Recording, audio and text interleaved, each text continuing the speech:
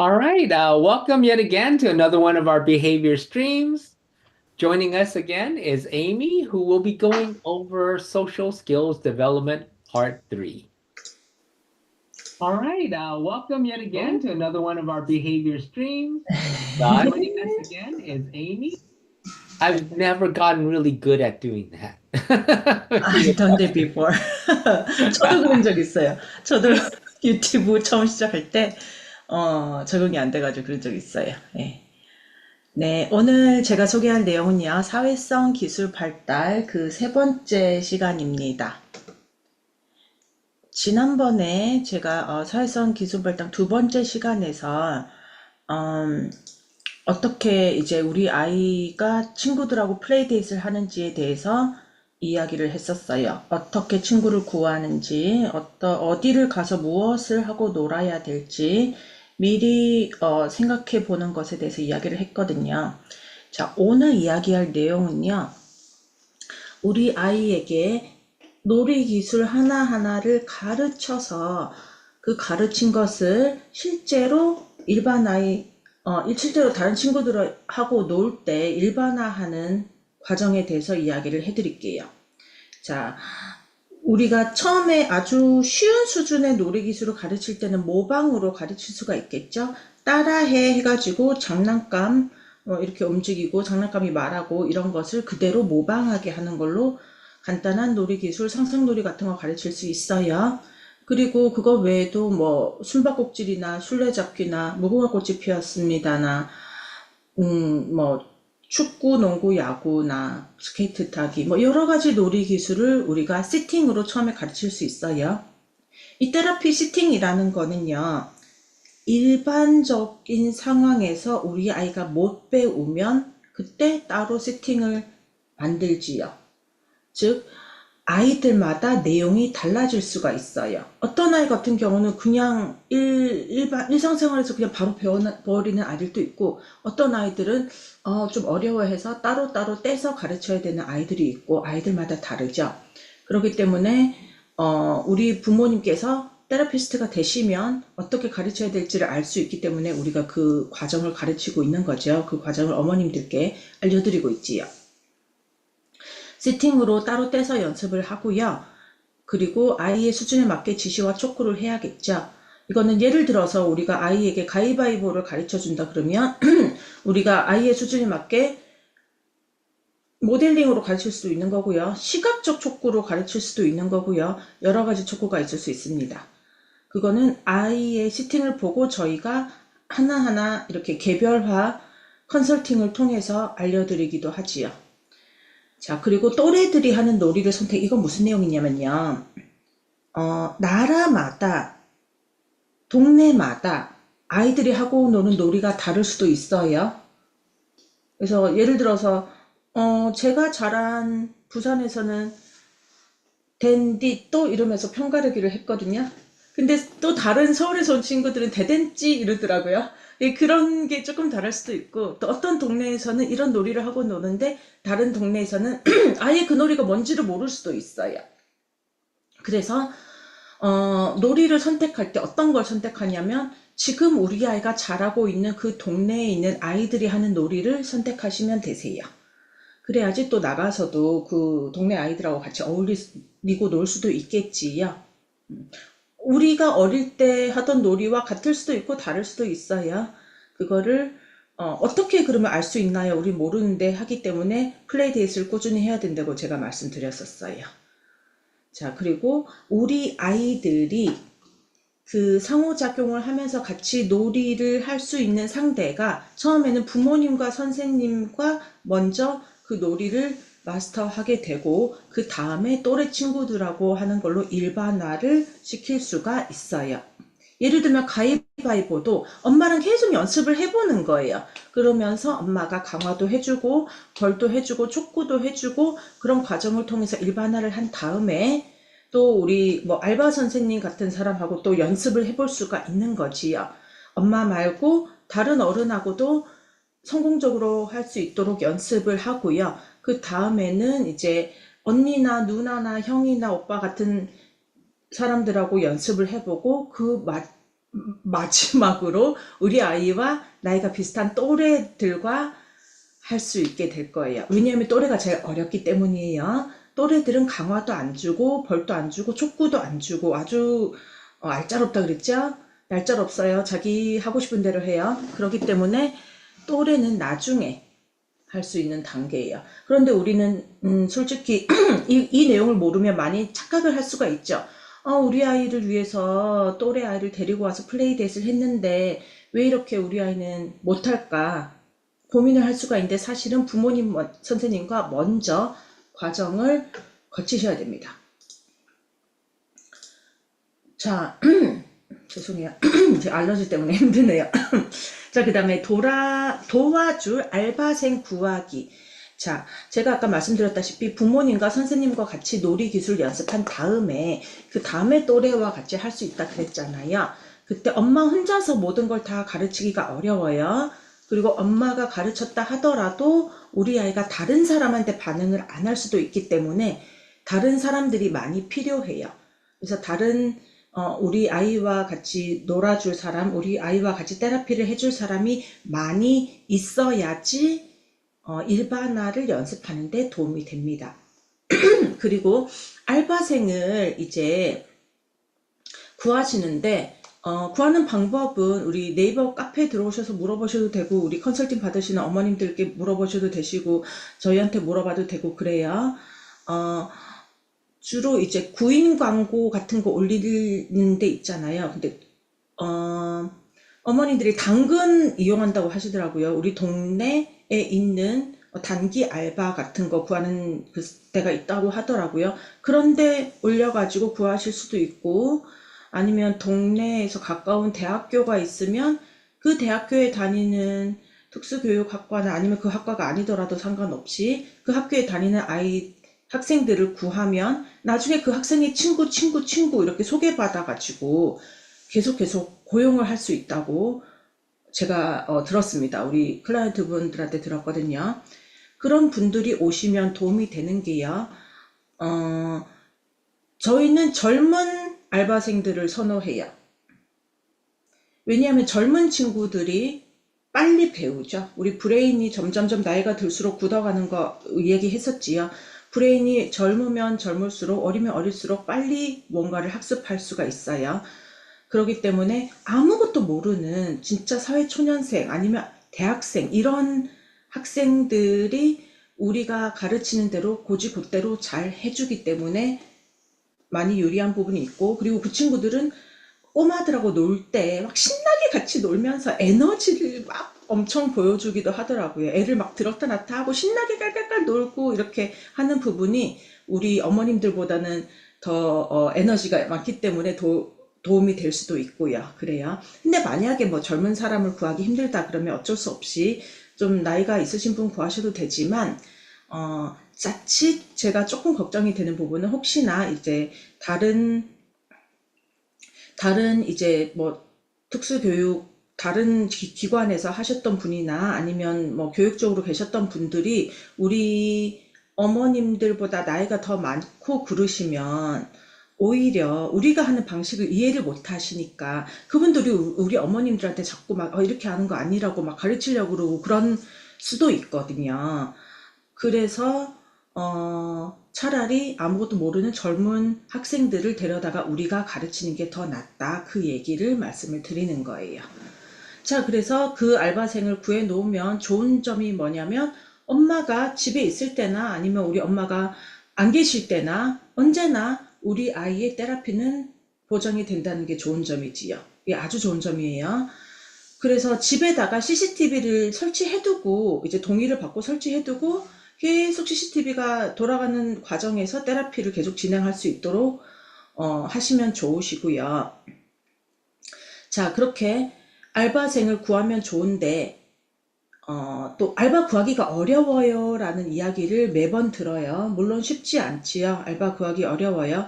근데 우리가 줄 수 있는 메리트가 있어요.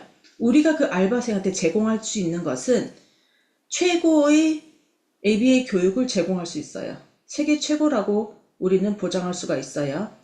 한국에서는 자폐와의 싸움에서 졌다고 이야기를 할 수가 있어요. 한국은 자폐를 쉽게 고치지를 못해요. 쉽게 고치지 못한 게 아니라 거의 못 고치죠.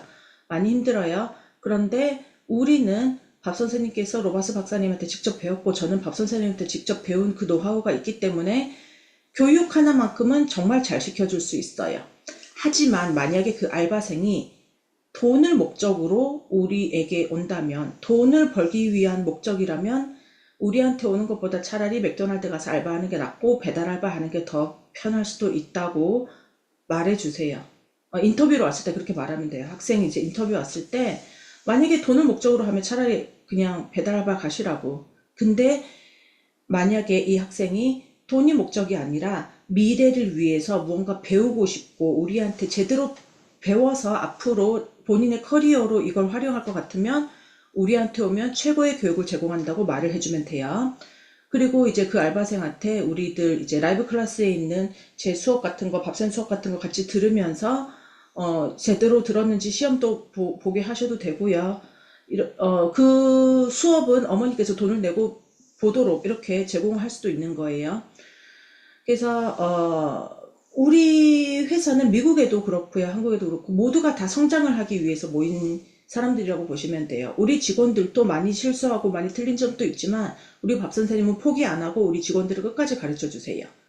그래서 우리는 이윤과 영리가 목적이 아니라 모두가 성장하기 위한 회사이기 때문에 그거를 강조를 하시고 고용을 해보려고 노력을 하시면 아마 마음에 맞는 사람 구하실 수 있을 것 같아요. 자, 그리고 우리 알바생을 예를 들어서 한두 명 딱 구했다고 칠게요. 와, 저 알바생 구했어요, 선생님. 이렇게 이제 클라이언트가 저한테 말씀하시면 네, 축하드려요. 하지만 그 알바생 언제 그만둘지 모르니까 그 구인 광고는 그대로 올려두세요. 제가 그래요. 자, 내가 어떤 구인 광고를 올렸더니 사람이 뽑아지잖아요. 그럼 그 구인 광고를 계속 놔두세요. 거기다가. 계속 뽑으세요. 왜냐하면 언제든지 알바생은 그만두게 되어 있어요. 알바생이 우리 MZ세대 특히 잘하겠다고 해놓고 그만두는 날 그만두다 말도 안 하고 그냥 사라진다고 하더라고요.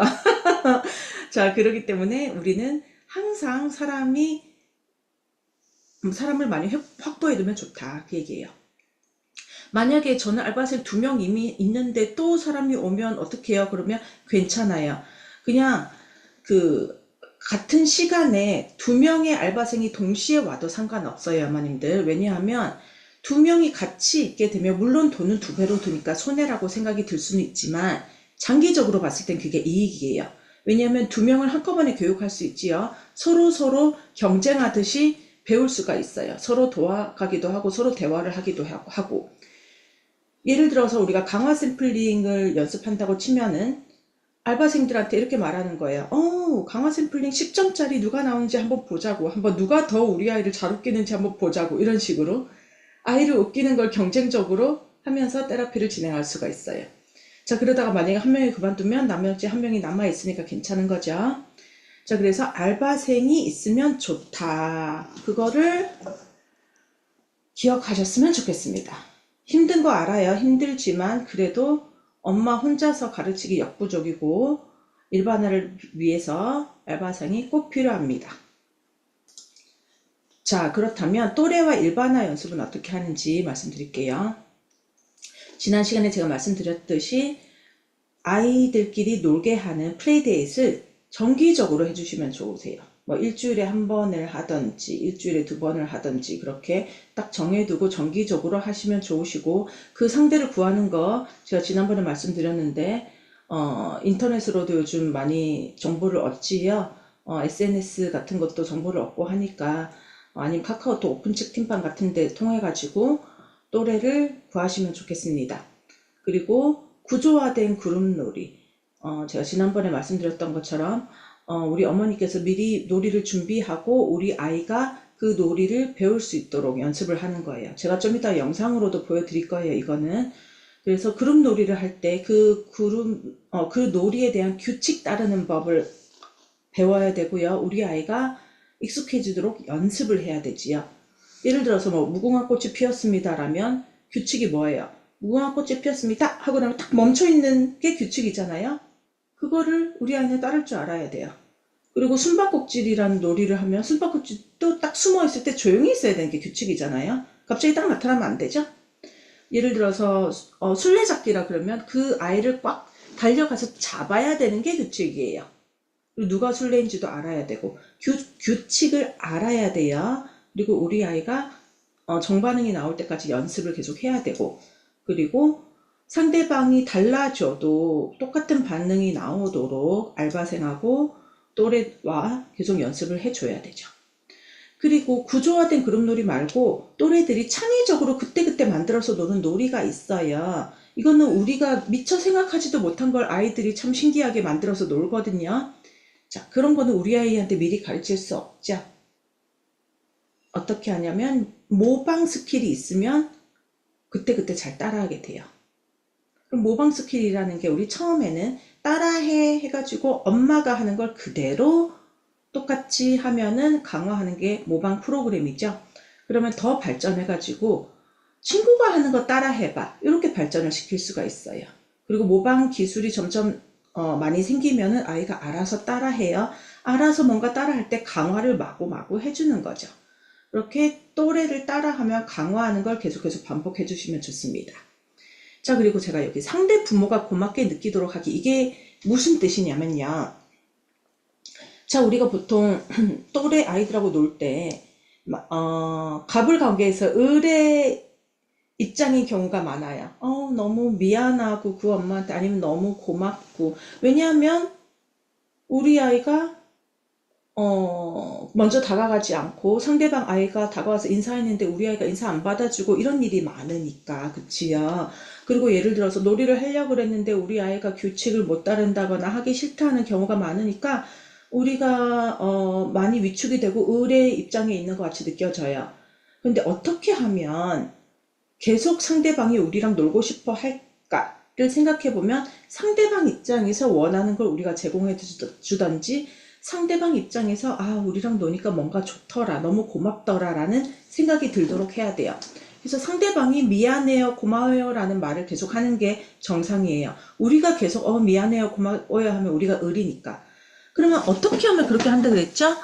제가 지난번에도 잠깐 말씀드렸지만, 예를 들어서 어디 놀러 갈 때 새로운 장소를 우리가 미리 다 물색을 해놓는다든지, 아니면 어디 더운 날 얼음물을 항상 가르쳐 온다든지, 아니면 그 엄마가 필요한 니즈를 우리가 충족해주면 된다 그랬어요. 그 어머님께서 몸이 아프시다면 아이만 데려가서 안전하게 놀다 온다든지. 근데 우리는 알바생이 있으니까 아이들을 더 안전하게 놀 수 있다든지, 뭐 이런 거 있잖아요. 그리고 어떤 경우는 이런 경우도 봤어요. 그 아이를 데려다가 우리 집에서 좀 놀고 보낼게요. 근데 제가 과외도 조금 시켜서 보낼게요. 이런 경우도 있었어요. 그러면 놀 때는 우리 아이랑 좀 놀게 하다가 이제 공부를 가르칠 시간이 되면 아이를 열심히 과외를 시킨 거예요. 그럼 그 엄마 입장에서는 무료 과외잖아요. 과외를 시켜준다는데. 그럼 우리는 알바생도 있고 아니면 엄마가 직접 가르쳐도 되니까 그런 서비스를 제공한다면 상대방 입장에서 그래도 저 엄마가 노력하니까 고맙네 라는 생각이 들어서 계속 우리랑 놀려고 하겠죠. 자, 어떤 걸 상대방이 원하는지 잘 생각을 해봐야 됩니다. 자, 그래서 우리가 항상 고맙다 미안하다 말하는 게 아니고 상대가 고맙다 미안하다 말하게끔 해야 돼요. 자, 그러면 영상을 보면서 방금 했던 이야기 다시 한번 해볼게요. 영상 제공해주신 부모님들 감사합니다.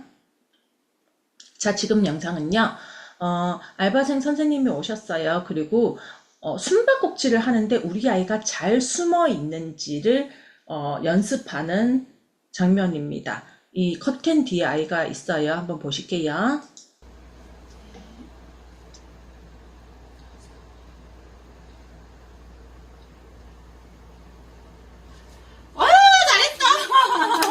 진짜 재밌어요?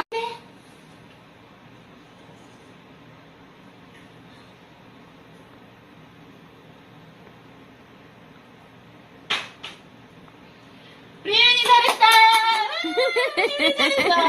우리 혜민이 잘했어! 자, 이 장면만 보면 잘 이해가 안 되실 수도 있지만 제가 설명을 드리자면 숨어서 누군가 잡으러 올 때까지 계속 조용히 있어야 되는 거예요. 지금은 우리 아이가 연습을 많이 해서 잘 해요. 근데 만약에 초반이라면 우리 아이가 이렇게 오랫동안 잘 못 숨어 있다면 우리 어머니께서 아이 옆에 같이 숨어 있는 거예요. 그리고 알바 선생님은 여기서 이렇게 나타나려고 하고 있는 거죠. 아니면 찾아다니고 있는 거죠. 그러면 우리 아이한테 엄마가 같이 옆에서 쪼그려 앉아가지고 조용히 해야 돼. 아직 멀었어. 조용히 해. 이렇게 하면서 강화도 같이 하는 거예요. 우리 아이 너무 잘하고 있어. 진짜 최고야. 이렇게 기다리는 거 맞아. 가만히 있어. 입 가리면서 말 못하게 할 수도 있고요. 그리고 상대방 선생님이 와서 강화를 하면 우리도 같이 신나게 축하를 해주고 그럴 수 있죠. 또 여기도 숨어 있어요. 움직이면 안 돼. 만약에 아이가 움직이거나 오반응이 나오면 아니, 움직이면 안 돼라고 말할 수 있지요.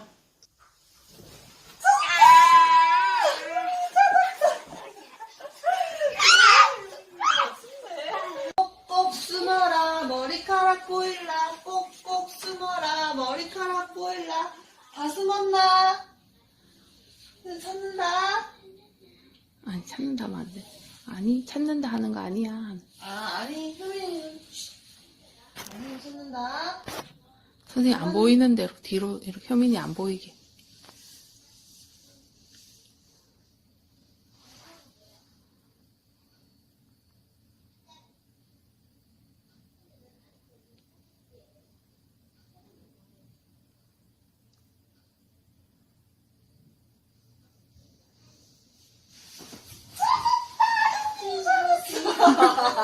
효민이 잘했어. 핑크.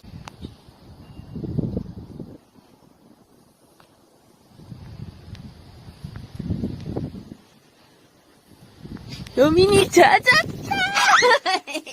자, 여기서도 보시면 아까 선생님이 계시고 우리 엄마가 선생님을 코치하는 목소리 들리셨잖아요.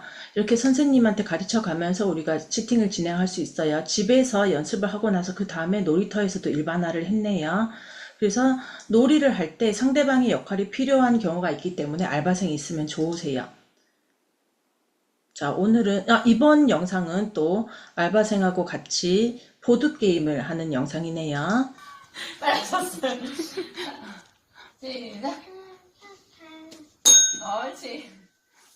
시작. 시작.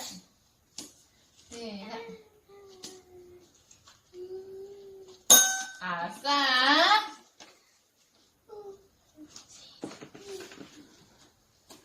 오 그래 맞아 효민아 너무 좋았어 지금. 시작. 오, 아 되게 빨라졌는데요 선생님. 시작. 오, 완전 집중하는데. 아싸. 옳지. 빨라진 것 같은데 진짜. 네, 진짜 빨라졌어요. 시작.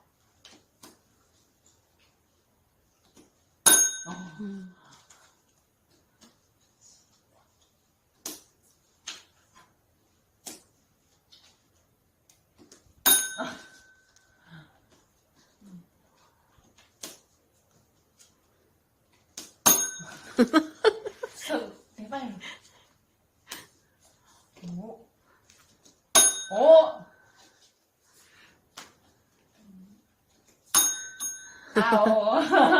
효미 잘했어. 시작. 끝. 와. 누가 많아? 효민이가 기다려. 그러면 누가 이겼어? 쇼미가 이겼다. 아. 예. 네. 선물 줄게요. 여기요. 자, 여기서도 이제 선생님께서 같이 아이랑 게임을 하시고 어머니께서 이제 강화를 좀 도와주고 하시는 목소리 들었지요.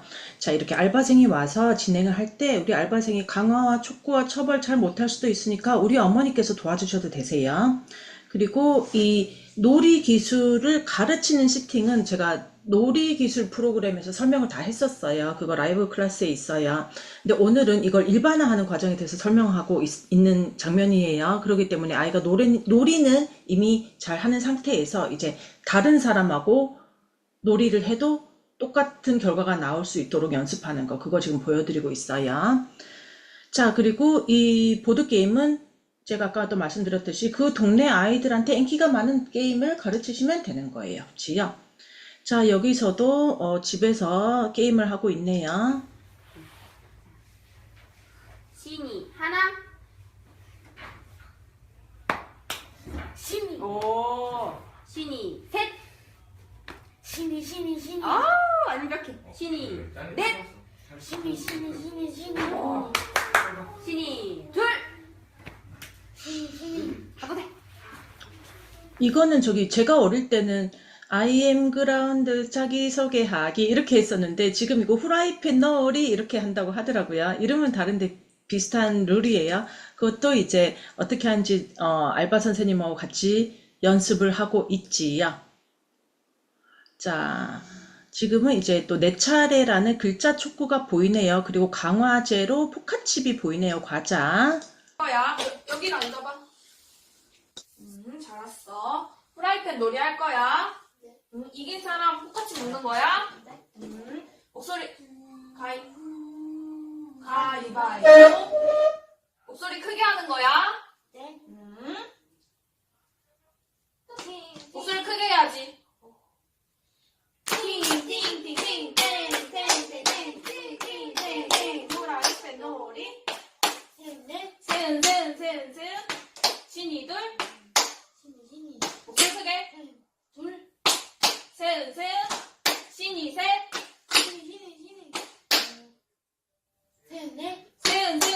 셋. 신이 하나.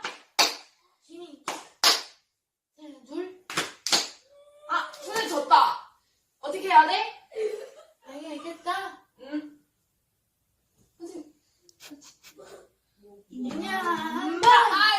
아이고. 신이 다 가자. 하나 먹어. 뺏어야 돼. 너무 많아. 너무 많아. 여기 내려오세요. 내려놔. 프라이팬 놀이 할 거야. 아이고, 방금 전에 너무 웃겼어요. 강화제로 먹는 그 과자를 너무 많이 하니까 우리 어머니께서 너무 많다고 이렇게 하셨는데, 자, 어머니께서 이런 거 옆에서 도와주셔도 되세요. 그리고 지금 이제 어른하고 프라이팬. 잘했어. 지금 어른하고 게임을 하고 있으니까 강화제도 제공하고 촉구도 제공하고 이렇게 하고 있지요. 그런데 또래랑 할 때는 그렇게 할 수 없기 때문에 알바생하고 연습을 충분히 하고 나중에 또래한테 연결되는 거예요. 그래서 보실게요. 프라이팬 놀이 할 거야. 가위바위보. 신이가 이겼네. 누가 먼저 해야 돼? 내 차례. 옳지, 잘했어. 다시. 가위바위보. 선생님이 이겼네. 누가 먼저 해야 돼? 내 차례. 내 차례. 오, 잘했어. 그렇지. 가서 놀아.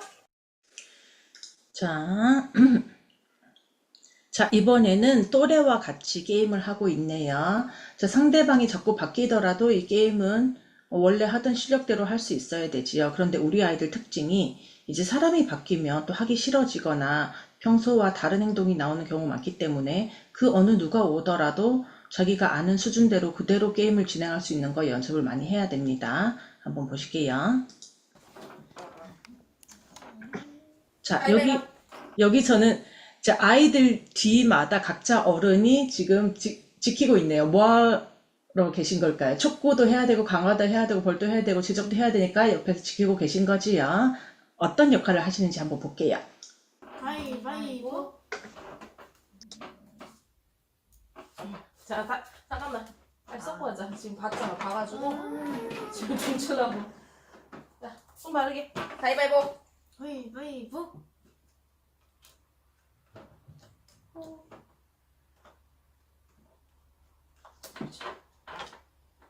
개합시다.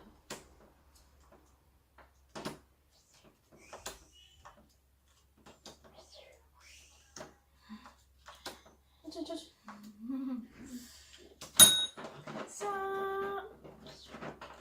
자, 아까 너무 빨리 하니까 천천히 하라고 촉구를 했었지요. 어머니께서. 성이 태핑해줘. 아니, 너 아니야. 성이 태핑해줬어.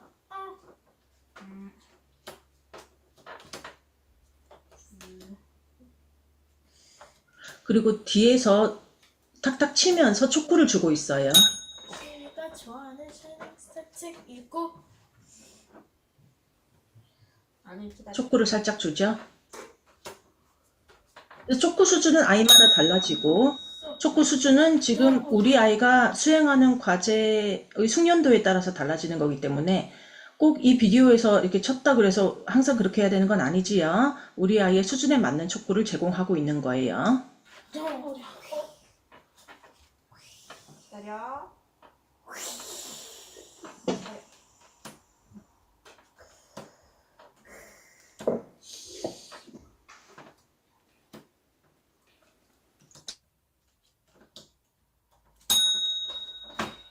오케이 여기까지 둘 다 열심히 했어. 자, 끝나고 나서 강화를 합니다. 자, 지금 제가 보여드릴 영상은 이 할리갈리 이 보드 게임을 연습을 시키는 영상이에요. 그래서 초보 때 잘 못할 때부터 해가지고 쭉 연습을 해서 나중에는 다른 사람들하고 함께 게임을 즐기는 우리 아이의 모습이 보입니다. 한번 쭉 보실게요.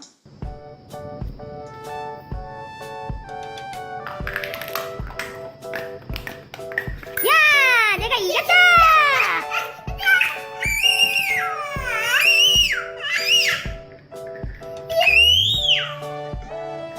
자, 이때 모습은 우리 아이가 졌을 때 그 감정을 너무 주체를 못하고 속상해가지고 소리 지르는 이런 행동이 나오거든요. 그래서 일부러 이런 행동이 나올 때는 우리가 어떻게 하냐면 일부러 아이가 지는 환경을 계속 만들어서 그 감정에 자꾸 노출을 시켜요. 그러면 둔감화가 되거든요. 그리고 거기에 대한 만약에 아이가 땡깡을 부리고 짜증을 내고 울었다면 그에 대한 벌을 제공할 거고요. 아이가 잘 참았다면 거기에 대한 강화를 제공하고 그런 식으로 따로 시팅을 연습을 하시면 됩니다.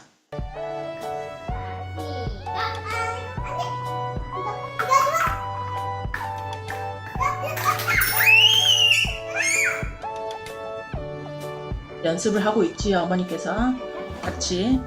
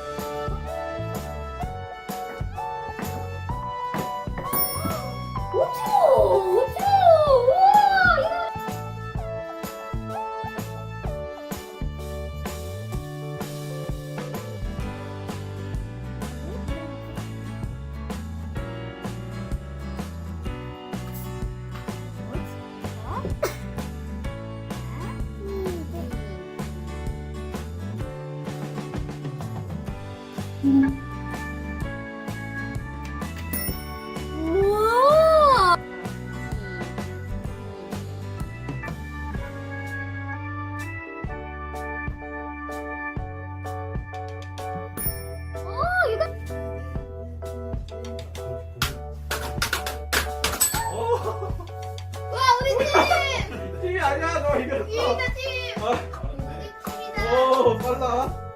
우리 팀 1대 0? 1대 0대 0. 아니요 2대 0.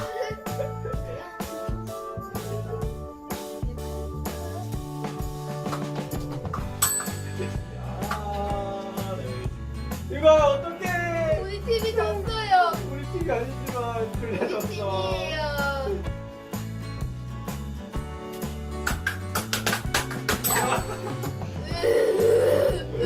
선생님 진짜 빠르시다. 말로 해야지. 네, 선생님, 진짜 빠르세요. 진짜 빠르네요. 우리 팀이 졌 2대 1. 아, 이럴 수가. 2대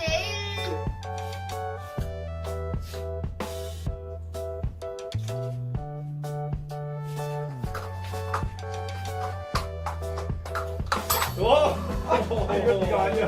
무슨 뭐? 자, 훌륭하지요. 자, 우리 아이의 모습 어떠세요? 선생님들을 이기는 그런 훌륭한 실력이 되어 있습니다. 근데 보면 제가 유튜브 방송할 때마다 느끼는 게 제가 이렇게 짧은 시간에 보여드리니까 아이가 금방 발전한 것 같지만 사실은 우리 아이의 나이를 보세요. 이때 굉장히 어릴 때 시작해가지고 지금 몇 년이 지나서 이렇게 성장을 한 거거든요. 물론 이렇게 연습할 때는 힘들었죠. 괴로웠죠. 하지만 아이가 어느새 이 놀이를 할 줄 알게 되면 평생 즐겁게 사람들하고 즐길 수 있는 놀이가 된 거예요. 자, 오늘 제가 준비한 내용은 여기까지고요. 어머님들 혹시 질문 있으시면 ABA캥거루 네이버 카페 들어오셔가지고 질문 남겨주시면 되겠습니다. 자, 수고 많으셨습니다. 감사합니다. Thank you so much, Amy. Have a great weekend. All right, so now we go on to our questions. But before we go on to that, just remember there's a book out. So this book chronicles a lot of what we've been talking about, which is the basic programs that we run for all kids. Why? Because all kids generally share similar deficits at the onset of treatment, where programming really takes skill and expertise to do. It's not necessarily at the younger kids levels, although you do need to know kind of how to go about doing it, meaning like a lot of people feel rushed, and I can understand, like, oh, your child's already behind and building a foundation, it's not the pretty work. It's not like, oh, look at this beautiful foundation. Nobody goes up to a building and says, oh, look at how strong this foundation is, right? However, the foundation is the centerpiece of that building, because with a bad foundation, it doesn't matter how beautiful that building is, it's all going to come crashing down at some point, right? So all those basic programs are not meant to be sped through and just like, oh, got this one done, got this one done, got this one done.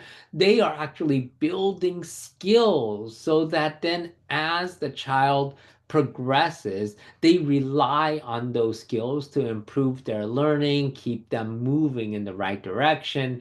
And that's really what we're talking about, is making sure that the child has a strong foundation from which to grow from. All right. That being said, look out for that book, and like I said, we're more than happy to answer any questions that you have pertaining to anything in the book on this live stream. All right, let's go on to our questions for today. So the first question has to be the motivation and walking delay in a child with a genetic condition that's chronologically 5 years old, but developmentally at 3. The child is 5 years old, developmentally 3 years, has a genetic condition causing developmental delays across the board. Children with the same condition are often diagnosed with both general developmental delays and ASD, autism spectrum disorder. Although their child is delayed in many areas, the biggest concern is that they still haven't achieved independent walking. They have hypotonia, which is low muscle tone, which makes their body feel floppy. But there's no structural issues with the muscles or nerves. Other children with the same condition eventually learn to walk, even if they are delayed. Right now, their child can walk while holding one hand, and they do have the desire to move. However, they lack motivation or the will to walk independently. In fact, they're starting to resist even holding hands and instead rely heavily on the stroller. It's becoming somewhat of a negative cycle. The physical therapist who's been working with us also say that what's needed now is more internal motivation and initiative. So the question is, in this case, can ABA, using the ATT technique approach, or the ATT approach, help, being applied teaching technique? Honestly, I have no idea what applied teaching technique actually means. I'm assuming that's a technique that the physical therapists use with the child, and then you're asking like, oh, can ABA be used to support that approach? So let me know if my interpretation's wrong, because yeah, I'm making just a wild kind of shot in the dark kind of guess about it. Okay. So, the thing is, like, with ABA is used to address everything under the sun. It's just about whether you know kind of how to approach that problem. So I'm gonna take your question and I'm going to just run with it in the way that I've interpreted it, which is, the ATT being the physical therapist thing and ABA using to support their approach. Okay. Um, so for myself, yes, absolutely you can use it. ABA is um the motivation, right? It's about how you motivate a child to do something, because that's really what the heart of it is that motivational piece. All right. Now, the question is like, oh, how do you kind of design a program around this? Because like for us, we've designed programs to help kids walk. We've designed programs to teach how kids to run, like, oh, including the form, including the speed. We work on all of those kind of things, but you actually have to know what the child actually needs. Meaning like, oh, just like somebody that's working muscle groups, right? Like somebody that's a bodybuilder or whatnot, they are looking for very, very specific exercises for the body part, for the muscle group that they want to exercise. And so that's what you're really looking for is like, oh, you want to design programs that actually are going to target very, very, very specific muscle groups that are going to help the child's mobility, help the child walk around. Okay. Now, the thing is that walking around is a whole lot of different muscles, right? Like it's a whole set of different muscles, which means that you have to kind of design exercises that are going to help all of them. And the problem is that any, kind of physical exertion is going to tire them out. Why? Because those muscles haven't gotten much use and they are difficult for the child, And so just like for people that are going to start exercising, you want to make sure that, like you are looking over the long term for that development, so you're not like, oh, you know what, I signed up for a 20K marathon and I have to do it in a week, so I need to just get myself up to speed. It's not going to happen, or if it does, it's going to be incredibly painful and you have to have that internal motivation to get there, right? So you have to understand, like, there's a game plan that you have to build in. One, which is, oh, what muscle groups do I need to target? What exercises are going to be able to facilitate that? And then you just titrate up, so you start very, very low. You start with low number of repetitions, low number of time, and you get the child used to certain movements, building up those muscle groups, building up not only the strength in those muscles, but the endurance of those muscles, meaning like, oh, that they can do the same actions for a longer and longer period of time. And for your child, they're lacking both. Okay, they're lacking both the strength as well as the endurance side. And so you have to plan for that. So you don't want to be like, all right, we're going to exercise. So today we're going to start with 10K, right off the bat, we're going, like, oh, start with a light walk around the neighborhood, and then like, oh, when that becomes nothing and easy, then you titrate up. And that's what you want to think about doing.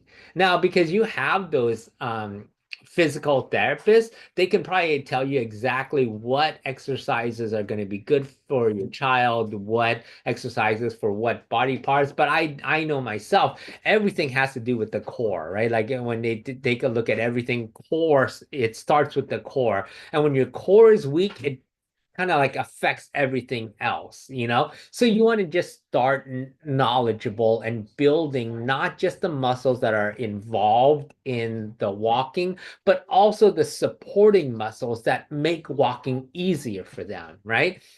Now, just like with all exercises, you don't want to overdo certain muscle groups because, once you start exercising, you start to feel that like, oh, wow, I didn't even know I had muscles right there, so you want to then make sure that you kind of have like a offset, like, oh, Monday, Wednesday, Friday, we're working on these muscle groups. Tuesday, Thursday, Saturday, we're working on these other muscle groups. That way it is allowing certain muscles to be exercised and then for them to rest and then to exercise again rather than to just continuously work on the same muscle groups every single day.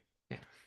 All right, so that's what you want to do. Now you also have to work on the motivation piece, which is making sure that the child is reinforced for engaging in all these different types of exercises that you're going to have them do.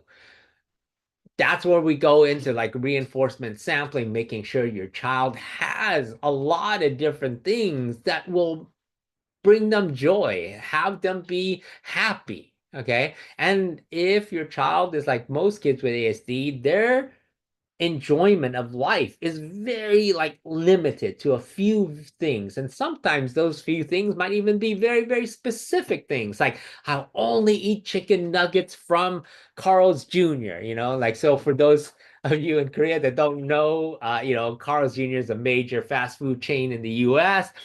And their chicken nuggets are shaped like their mascot, which is a little star, so they have this 5-pointed stars at their chicken nugget. And I've had kids who will refuse to eat any chicken nugget except for that one. Okay. All right. That's just an example. I'm actually not shilling for Carl's Jr. I haven't eaten a Carl's Jr. for a long time, but that came up as an example there. Okay.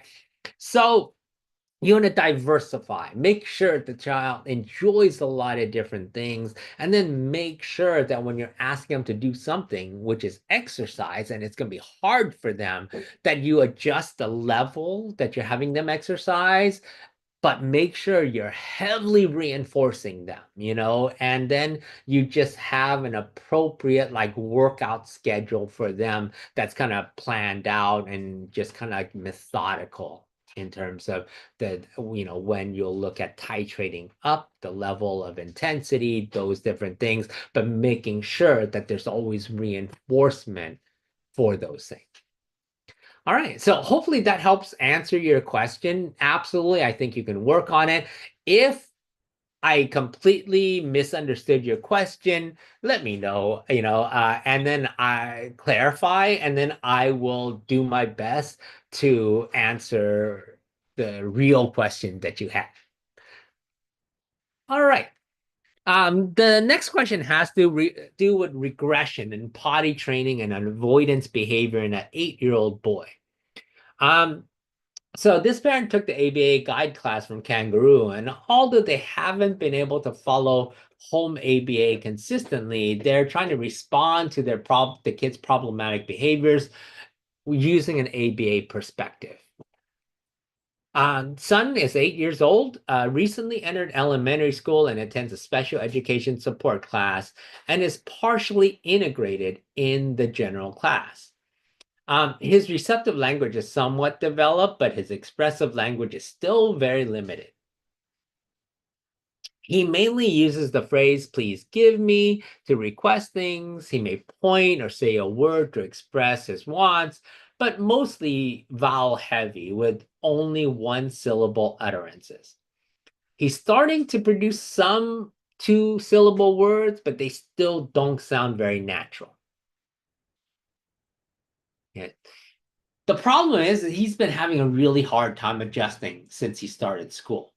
In January, during a language therapy session, he accidentally wet himself, and after that incident, he started using urination as a way to avoid uncomfortable or undesired situations. Now, at the beginning, he would cry or become frustrated and then wet himself at school. And the parent told him, I know this is really hard for you, but peeing in your pants is never okay. The parent made him clean up and then go sit on the toilet to teach him where he should urinate. That seemed to help for a little bit. But at school, he once again wet himself during a standoff with his support teacher. After that, even when no clear trigger was present, he started wetting his pants again. At first, it only happened at school, but now it's also happening at home, even when with the parent. Now, it looks like he does it when he's trying to avoid something he doesn't want to do. And after I tell him that I can't meet his request, he doesn't even act upset anymore. He just silently wets his pants. All right. So this is, a passive way of protesting, right? Like, I'm just going to, fine. You want it this way, I'm gonna do it this way. All right. Now, they tried to ignore it. They tried to discipline him, even leaving the wet clothes on him for a while, but extinction hasn't worked. And so they're looking for any kind of help in this situation. Okay. All right. So the thing is that you talk about extinction here, but to me, I actually don't know that extinction was actually used, right? So extinction is trying to get rid of a behavior by making sure that the function of the behavior isn't met, right? And clearly, you're very, very clear the function of the behavior here is escape. He doesn't want to do the work that has been given to him. He doesn't like the situations he's in, or it's access to tangibles, so in the previous example for schooling, all that stuff is escape based, right? Here, when you talk about like, oh, he wants something and you tell him no, he can't have it, and then that's why he pees himself, this would serve as the access to tangibles function, right? He wants something, okay, and because he's not getting it. Now, extinction for escape avoidance is making sure that he does not have an escape, okay, from the situation or the demands. And my guess is this is a very, very effective tool for him at school to get him out of tasks, because you can't ignore it, can you? You can ignore me crying, you can ignore me doing this and doing that, but you can't ignore when I pee myself. And I think that's where it all started, because I don't doubt that those situations cause a break in the teaching, cause a situation where the teacher no longer is making him follow through on the things that he needs to do, or it leads to a long delay before the teacher gets back to the task. Okay, one of those two things is happening, and I think that's why it's actually an effective behavior for him, because it's getting him the things that he wants. In your instance, where, oh, you can't meet his request, and he doesn't act upset anymore, he just, and it's because of the access.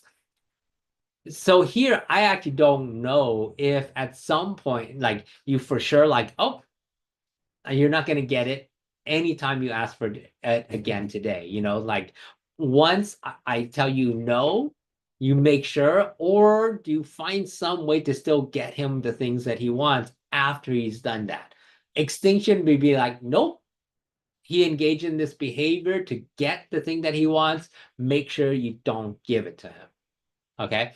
So just some clarification. I don't know the particulars, so I can't tell you exactly, but I'm guessing that that's what's happened, and that he's just learned that this thing irritates people. And, the thing is, like, staying wet only bothers the kids that are bothered when they're wet. It doesn't bother kids that have no problems with being wet, you know? So using that as a intervention only works for a subset of kids. It doesn't work for all kids. What the teachers need to do and what you need to do at home is, it doesn't matter if you wet yourself, you still have to do what I told you to do. It's only after you finish doing what I do, then I make you clean up. Then I add a consequence for having that accident, you know? So if you can think about it, if you're making your child do something they don't want to do, they pee themselves, and then you have them sit on the toilet, you have them do something else, you give them a consequence of something, what's happening there is they get escape. Okay, they get escape from doing the task that they didn't want to do in the first place, and that only serves to reinforce the problematic behavior, which is peeing himself. Like, all right, I get to sit on the toilet. Well, honestly, who cares? It's better than being made to do something I don't want to do. And I think that's ultimately the problem here. So make sure you follow through. Make sure the teachers at school follow through. Whatever it is that he doesn't like doing, they have to make sure he finishes it before he can change. All right. Let me know if I misunderstood anything in that question. Let me know, and I'll be more than trying to help you out here. All right, next question is about self-stimulatory behaviors. There's some sort of rainbow obsession and the question about whether to intervene or not. So this parent attended the first lecture from ABAKeng거루 yesterday, and the one that I gave on talking about problem behavior intervention. And during the lecture, it seemed like there wasn't much coverage about how to intervene when the child is engaging in self-stimulatory behaviors that are purely for their own enjoyment. So they're gonna ask for clarification about that piece of it. Now, their kid loves rainbows and always wants to line things up in a rainbow color order. They insist on arranging everything this way, and if the parent tries to redirect them to another activity, they get frustrated and resist the transition. And so they're not really sure about what to do in these moments. Okay. It's not a dangerous behavior, and the child seems genuinely happy doing it. So the question is, should they just let them continue doing it, or is this a behavior that they need to intervene with? And again, extinguish is probably the wrong term here, you know, because again, extinguishing a behavior is always tied to the function of the behavior, right? And when we talk about sensory stimulation being a function of a behavior, sensory stimulation is one of the hardest things to eliminate. Why? What are you going to do if the child, if they look at their hands in a particular way and they like the glare of the light against their fingernails, like, oh, are you going to block their looking at it? You know, what is it that you can functionally do to get rid of the sensation that they enjoy engaging in? So for me, most self-stimulatory behaviors, trying to tackle it by extinction is a waste of time. Okay. All right. Now we get to the crux of it, which is, why didn't I talk about self-stim when we were talking about problematic behaviors? To me, they're not in the same class. Okay. When you have a child that aggresses, that hurts themselves, that runs away, all of those are a class of behavior that need to get addressed. Why? Because all those behaviors greatly interfere with the child's ability to learn and tolerate a lot of different situations. Okay, which is why you tackle those head on, and you have to work really hard on eliminating it, because that's how you're going to get any kind of movement with your child in terms of their progress, in terms of their learning, because all those behaviors inhibit their learning. All right, that being said, sometimes self-stimulatory behaviors can inhibit learning, okay? Meaning that they're so obsessed with the self-stim that they cannot attend to the instructions that are being given. It's what in those very, very particular cases that I do recommend punishing, adding consequences when the child engages in self-stim, when it actually interferes with their learning, okay? However, I don't think that this is the case here. And in most cases, remember that self-stimulatory behaviors serve a function. And that function is to keep the child from being bored out of their minds, okay? The thing is, everything that we do as people is self-sensory seeking in a way, okay? Every activity that you choose to do on your free time that you enjoy doing, it's because of the feelings that you get from engaging in that particular behavior. Now, the thing is, society then is going to define for all of us what is appropriate self-stim and what is inappropriate self-stim. And that changes from one culture to another, right? So as an example, right? In the US, it's perfectly fine and okay to sit at your in the classroom and you flick your pencil, like I'm not going to do it here, I'll look like an idiot and pencil will fly everywhere. That's a self-stim, right? And you can do it in class and you're flicking away and it's socially appropriate to do. Girls with long hair, they might, twist their fingers in their hair, pacing back and forth. What's not is hand flapping, right? Like, that will instantaneously set you apart. Rocking your body like this, that will instantaneously set you apart, okay? Now, like I said, everybody engages in sensory seeking behaviors, self-stimulatory behaviors, right? Now, because society determines like, what's appropriate and what's not, this is just more of a social thing than you need to address this immediately because it's harmful for your child to engage in, okay? Which is why at the beginning of treatment, I almost never worry about the self-stimulatory behaviors. I don't worry about it. If outside of teaching time, the child engages in it, I allow them to do it. Why?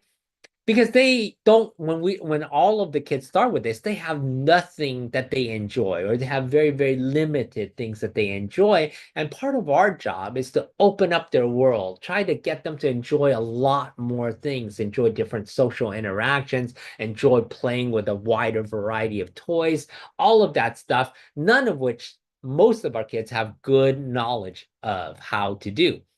So part of our core programming is teaching kids how to play with toys, right? Teaching kids to enjoy a lot more social interactions.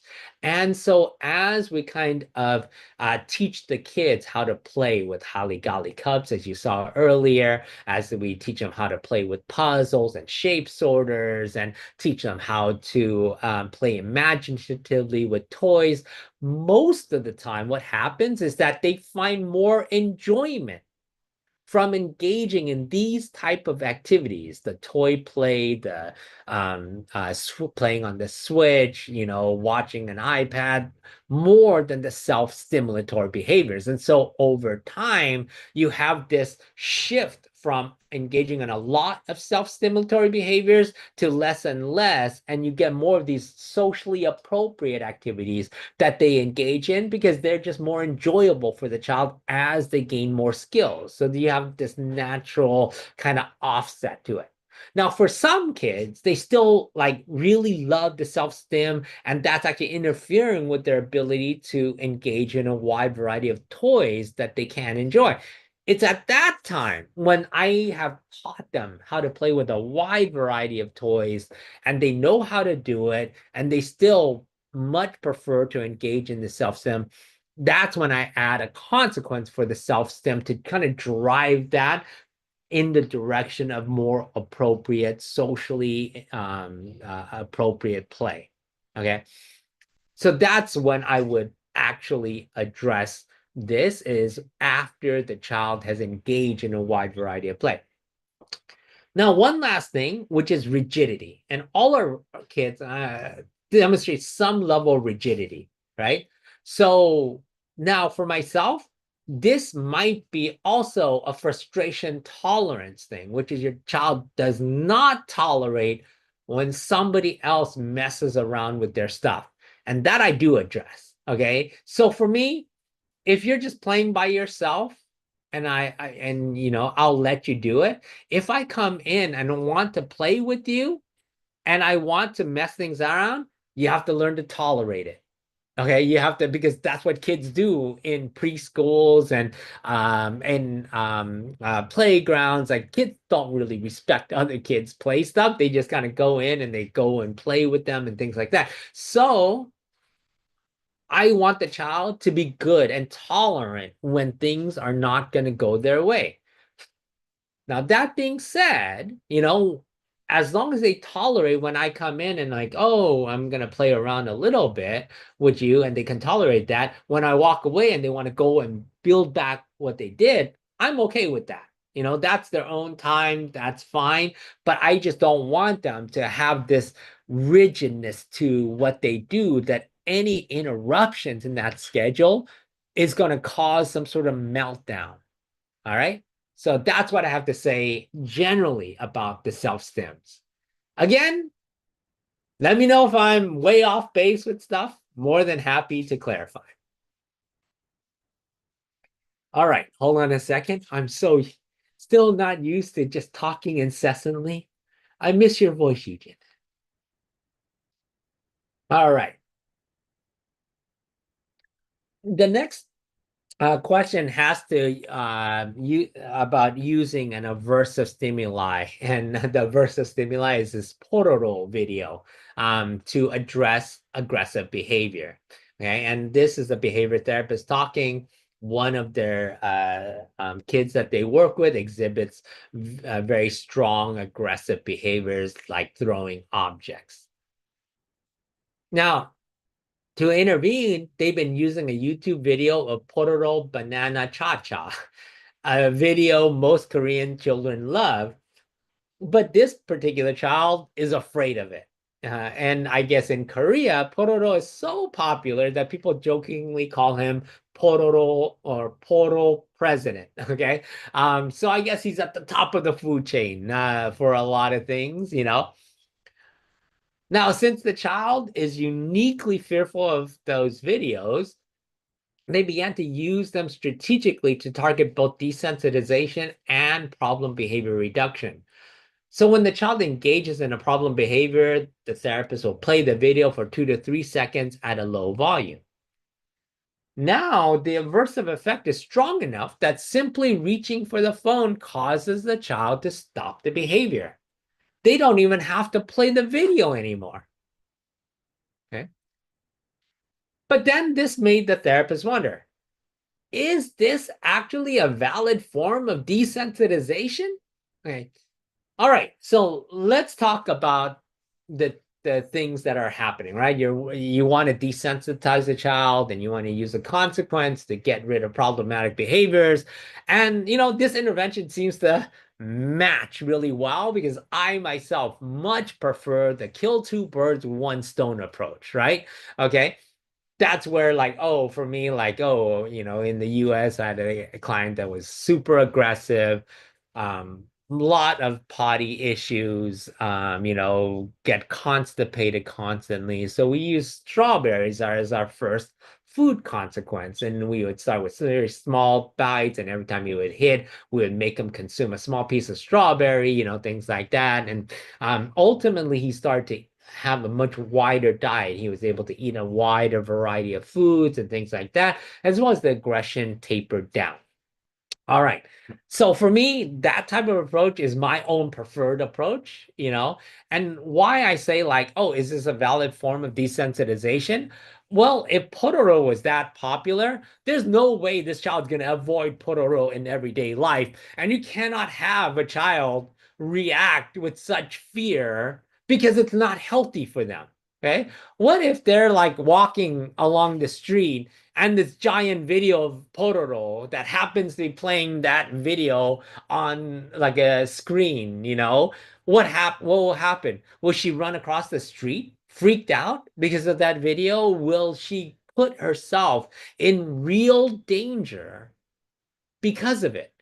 And if she has the potential to do that, you should absolutely desensitize it. Okay, you should. It is unethical for you not to desensitize it because of just how popular Pororo is. If you can go to a supermarket and you can't avoid Pororo, if you can go down the street and you can't, like, literally, this is a part of life in Korea. If that's the case, you not working on it and getting the child over it is going to be to the child's detriment. And so it would be unethical for you to desensitize the child to this particular problem. Okay? I hope that makes sense to everybody. If it doesn't, if you want to argue ethics, or you can argue those kind of things, or that kind of thing, I'm more than happy to engage in those discussions. But for myself, this is one of those situations where if if she was afraid of the I don't know, like North American rattlesnake, I don't even know if that's a real animal, that only lives in Arizona or only lives in this part of the US, which the child will never ever get into contact with. That's a different story, because like, oh, will it actually matter that she has this fear or not? Okay. However, with this being so popular, it will absolutely impact her. And it's something that you need to absolutely work on to help her overcome. Okay. Now we get into the ethical question. Is it ethically acceptable to show something they're so clearly afraid of, even for behavior management pieces? Okay. The thing is, like, couple things. To be so afraid of Pororo is not healthy for her. Okay, like we just addressed that. It's just not healthy. It's not a good way to live, especially in a world that's going to be populated with Pororo. Okay, like, so you need to absolutely do it, Now, on the behavior management piece, like, is it ethical to use that to get rid of a problem behavior? Well, when you're talking about aggression, the likelihood of hurting somebody else, hurting themselves, or destroying things, well, I'd honestly rather have a child afraid of that than for the child to hurt another peer, end up hurting themselves, or destroying a valuable family object. Okay. When you take a look at the alternatives, to me, it's very, very clean cut and clear. Which would you rather have? An aggressive child that's no longer afraid of Pororo, okay? Or a child that engages in zero problematic behaviors, but is still a little bit afraid of Pororo.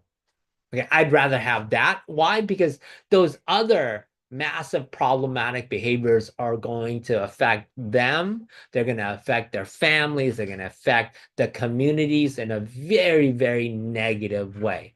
Now, is it important to do both? To both desensitize them and to get rid of the problem? Yes, absolutely. Both are vital. Okay, so for me, if you're entering this ethical, like, should I, shouldn't I, honestly, like, the debate in ABA has turned wildly insane from, oh, I care more about how I feel than the progress of the child. Okay. And that's where the field unfortunately has gone, is it's gone into more of that than actually helping the kids out, helping families out, improving their lives, and you can go and argue like, well, who's to say that their life is better? The thing is that hey, if we can get rid of these problem behaviors, we cut out a lot of different things. Statistics are very, very clear.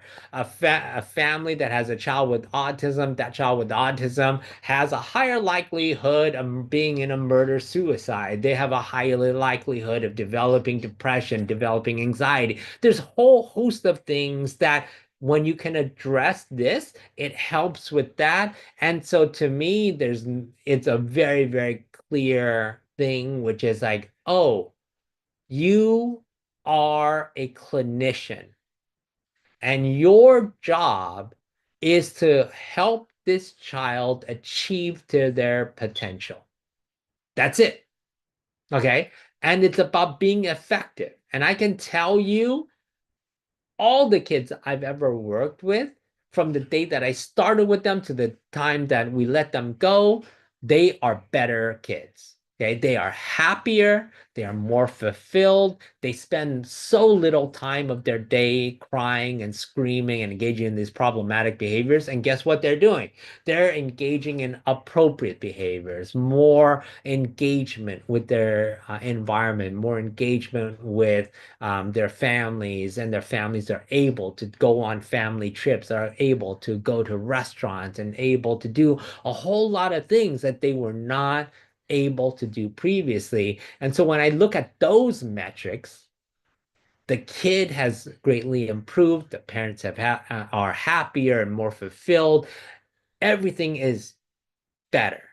Okay, so that's my take on this. I'm actually really happy to debate any of this with anybody. If you have any questions or talking points, I'm more than happy to talk about that.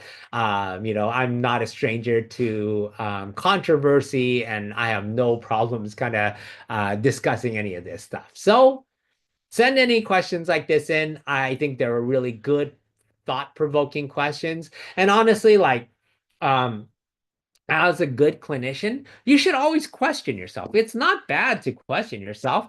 I question myself all the time. Like, oh, did I make the right decision? Did I, if something didn't turn out the way that I thought it should turn out, was it an error on my part? How did I handle certain interactions? What it is that I did, and things like that. So you always run an analysis of the things that you did to make sure that it's nothing that was under your control. And if it was, to fix that for the future, to make sure that those same things don't get repeated again, that you don't repeat the same mistakes over and over again. All right. Okay. Enough of my bully pulpit. Enough of me kind of doing all that stuff. It's a weekend. People should go out and enjoy time with their families. But again, the book is coming out. So, oh, what? We have a question? Oh, nice. The first time in a while. We have viewers. All right. Let me see here. Okay. So the aggressive behavior in a 6-year-old nonverbal boy, father of a 6-year-old, they've been having a hard time due to his increasingly aggressive behavior. Language ability is limited. He can express himself with single words, but his pronunciation is unclear, so we often have trouble understanding what he's saying. The main issue arises when things don't go his way or when his requests are not fulfilled. In those moments, he becomes frustrated, sometimes responds with aggression. He will rush at others around him, getting face to face with them while showing an angry expression. Recently, I was told he scratched a classmate's arm. At home, when he becomes aggressive, we use a calming chair to help him settle down. We would greatly appreciate any guidance on how to respond effectively, both at home and in public situations. All right. Now, there are a couple things here. One, great use of the calming chair, and I think that's what you want to be really good about is like when you start to see him escalate, don't wait for it to explode before sending him to the calm down chair. Go ahead and send him to the calm down chair as you see he's escalating, all right? Okay, so you can tackle it at an earlier step in the progression, okay? Now, if he actually aggresses, then I would have a consequence for him and be a consequence that you can enact consistently every single time. And the consequence needs to be meaningful to him, meaning like, oh, he actually needs to care about that consequence, right? So that's what I would set up so that you can actually tackle the aggression. Now, for me, there's different levels of aggression, right? Like there's aggression where they're actually making hard physical contact with somebody else. There's aggression that's more threatening. There's aggression that's more like I'm giving you dirty looks, things like that. So there's different tiers of it for me. And for me, I don't group them all in the same vein at the beginning when I'm tackling it. I will be very, very specific. When I'm going to punish, I punish only these instances. So for me, it would just be like anytime you make physical contact with somebody. If you make physical contact, that's aggression. I'm going to tell you no. I'm going to give you a consequence for it that I know you care about.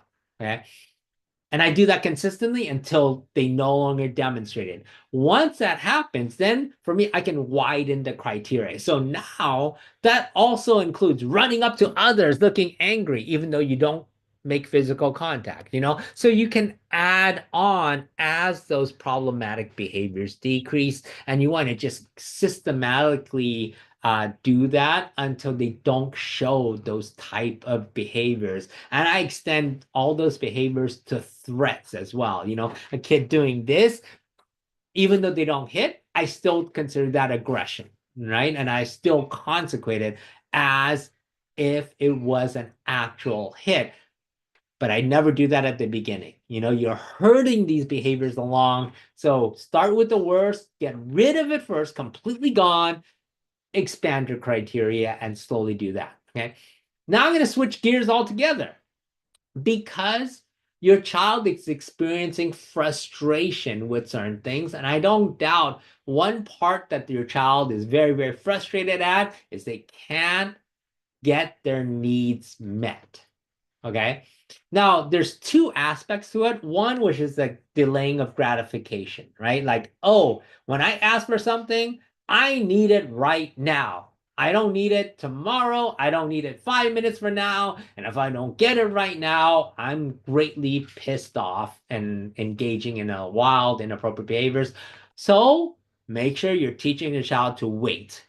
Okay, waiting is a beautiful program. It is a fantastic program because it teaches the child to delay their gratifications, to be able to engage in this nice, appropriate behavior, which is like, oh, yes, you told me that I'm going to get it. I just won't get it immediately. And I can tolerate waiting for that thing for a longer period of time. So that's one skill that I would teach.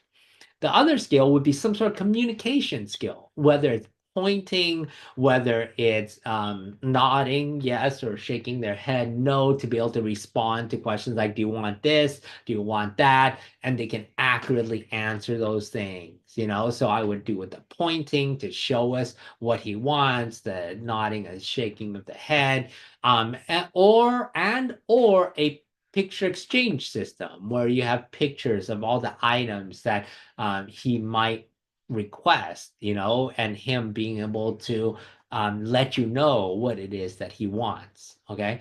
Communication actually solves a lot of different problems, because sometimes you'll get frustrated. You'll get frustrated when you can't communicate with somebody, right? Like, oh, when you're trying to tell somebody and somebody, huh? What? But like you yourself get frustrated. Oh, why don't you understand me, right? I think some of that is happening with your child. And so you have to give them the skills to be able to accurately communicate. Now, just because they can communicate something doesn't mean that you need to give it to them. Just like, oh, my daughter or my son, well, I was like, oh, can I have a piece of candy or whatnot? And if it's like, oh, we're going to eat in half an hour, we're going to eat dinner or lunch, I tell them no, because it's completely appropriate for them to have to wait on that candy for another time, because I don't want them to spoil their dinner. So it's all perfectly okay for you to, like, even though they ask really nicely, they point to something really nicely, they exchange a picture for something really nicely, As a parent, it's okay for you to tell them no.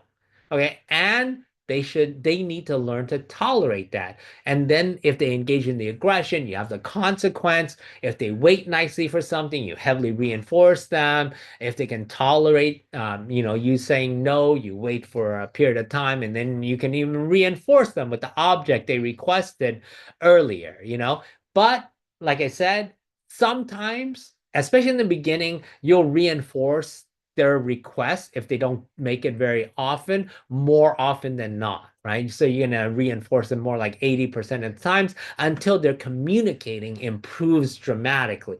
Then you can taper that off to a situation by situation basis. But even then, for me, I recommend that parents not give the kids everything every time. It just sets a bad precedent. It sets a bad methodology. Why? Because then the child begins to expect it. Once they start to expect it, then they'll demand it. Once they demand it, then we get into these problematic behaviors again, right? Okay, so they have to be good at tolerating that sometimes it's going to be a no. All right. Hopefully that helps answer your question. Again, let me know if it didn't. All right. All right. Again, have a great weekend. Now, before you go, buy the book. Like this video, subscribe to our channel, and please tell all your friends about it. All right. Thanks, everybody. We'll see you next time. Bye-bye.